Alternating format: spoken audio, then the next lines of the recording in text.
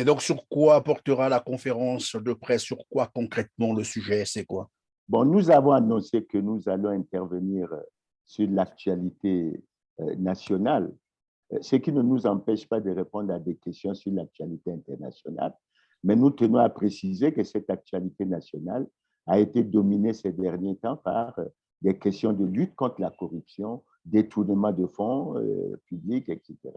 On se rappelle de l'histoire, sinon de l'affaire de l'enquête Libération sur la société Orion Hall. On peut également rappeler ce qu'on appelle ici le FIGA-Gate. Plus récemment, on entend parler des 25 milliards de la COVID-19 qui se sont envolés.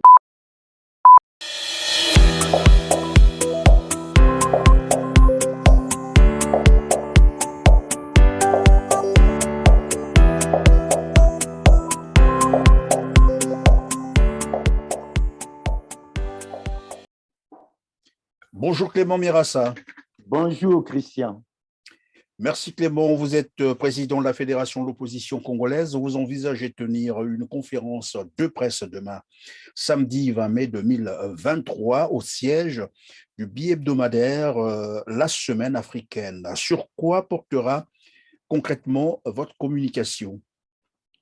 Merci pour cette question. Je dois d'abord dire que nous serons trois à animer cette conférence de presse. Il s'agit de Jean-Pierre Agnan-Ngoy, le président du PAP, qui est devenu membre de l'Alliance pour l'alternance démocratique en 2026, et M. Enda Diogène Séni, qui est président de la Ligue africaine Umoja Congo. Donc, nous serons trois. Et l'originalité, c'est que nous allons intervenir en tant que citoyens. Nous appartenons, comme tu as su le dire, à des plateformes différentes, mais nous sommes des acteurs congolais et nous sommes donc capables de nous retrouver pour échanger sur des problèmes qui intéressent le Congo. Et donc, sur quoi portera la conférence de presse? Sur quoi concrètement le sujet? C'est quoi? Bon, nous avons annoncé que nous allons intervenir sur l'actualité nationale, ce qui ne nous empêche pas de répondre à des questions sur l'actualité internationale. Mais nous tenons à préciser que cette actualité nationale a été dominée ces derniers temps par des questions de lutte contre la corruption, détournement de fonds publics, etc. On se rappelle de l'histoire, sinon de l'affaire de l'enquête Libération sur la société Orion Hall. On peut également rappeler ce qu'on appelle ici le FIGA-Gate. Plus récemment, on entend parler des 25 milliards de la COVID-19 qui se sont envolés et nous avons également profité de ce que notre compatriote Maboussou, qui est consultant en expertise pétrolière et minière, a fait un certain nombre de révélations sur le travail qui a été fait, que nous trouvons extrêmement intéressant. Mais au-delà de ça, il y a l'actualité congolaise. Et je vous rappelle qu'il y a eu le Conseil supérieur de la magistrature qui a pris beaucoup de sanctions, mais sur lequel on a retenu une phrase qui a été dite par le président de la République: le verre est dans le fruit. Il vient de se tenir un séminaire gouvernemental. Les Congolais se posent également beaucoup de questions et il y a un certain nombre d'autres préoccupations. Le Fonds monétaire est en train de terminer une mission au Congo. Il semble que c'est favorable pour la troisième revue. Donc, c'est toutes ces questions et nous sommes prêts à répondre à toutes les préoccupations des journalistes qui nous seront posées. Oui, donc si j'ai bien compris, la communication portera sur les nombreux crimes économiques, crimes financiers qui sont révélés par-ci, par-là, par la presse internationale comme la presse locale. Mais pourquoi ne pas communiquer sous le label de vos partis? Pourquoi vous avez préféré communiquer en tant qu'individu, en tant que citoyen congolais? Parce que c'est un sujet, quand vous évoquez celui-là, c'est un sujet sur lequel il ne devrait pas avoir de division entre les Congolais. Vous savez bien que la lutte contre la corruption est extrêmement importante, que la corruption ne permet pas le développement, que la corruption appauvrit le peuple, amène la misère. Et ça touche tous les Congolais, de tous bords, de tous partis.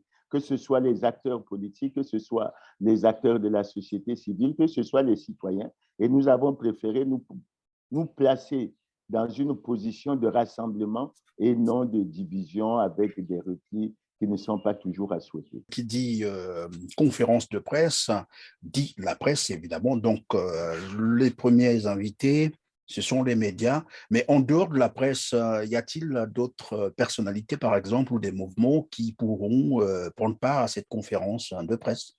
Bon, dans l'habitude congolaise, généralement, quand il y a ce genre d'événement, on invite, on associe un certain nombre d'acteurs politiques. Nous avons également associé un certain nombre d'acteurs de la société civile, surtout la société civile. Elle doit être présente parce qu'elle joue un rôle important dans la défense des droits des Congolais. Et ensuite, il y a des personnalités et des militants, quelques militants qui sont intéressés, qui seront les bienvenus. Je semble comprendre là, vous voulez un peu répondre aussi à Denis Sassou Nguesso qui a toujours l'impression que c'est plutôt les organisations internationales qui s'ingèrent dans les affaires du Congo, notamment les révélations qui sont faites, comme je l'ai dit, souvent par la presse internationale ou les ONG internationales. Et donc, vous voulez répondre à cette question. Cette fois-ci, c'est des Congolais eux-mêmes qui veulent porter l'affaire en main. Alors, vous pouvez nous rappeler donc l'heure exacte à laquelle se tiendra cette conférence et où concrètement? D'abord, je dois dire, Christian, que nous ne tenons pas à répondre à M. Denis Sassou Nguesso, le président de la République.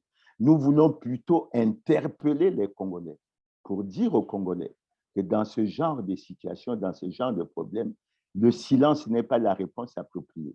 Le silence signifie en fait caution. Maintenant, sur votre question, nous nous retrouverons à la salle de la Semaine africaine. Nous remercions la Semaine africaine d'avoir bien eu l'amabilité de nous l'accorder à 14 heures. Et nous pensons, j'espère que nous respecterons l'heure et que vous savez qu'on a des coupures, on a des délestages, etc. J'espère que ça ne nous causera pas préjudice, mais nous allons nous efforcer à être présents et nous sommes heureux. C'est surtout ça l'originalité. Nous sommes heureux de vous avoir contacté pour que vous vous battez de votre côté pour couvrir en direct. Et c'est ça l'une des grandes premières. J'espère que cette première va bien marcher et qu'on va prendre des dates pour que d'habitude, ça se passe comme ça. En tout cas, merci pour votre invitation et je pense que nous serons là pour faire la retransmission de l'événement. En tout cas, merci d'avoir répondu à nos questions et donc on se dit à demain, samedi 20 mai 2023 à, vous avez dit 14 heures, c'est cela? 14 heures de Brazzaville. Au siège du bi-hebdomadaire La Semaine africaine à Brazzaville. Merci à vous aussi, mesdames, messieurs, de nous avoir encore suivis. On se retrouve très prochainement. Merci.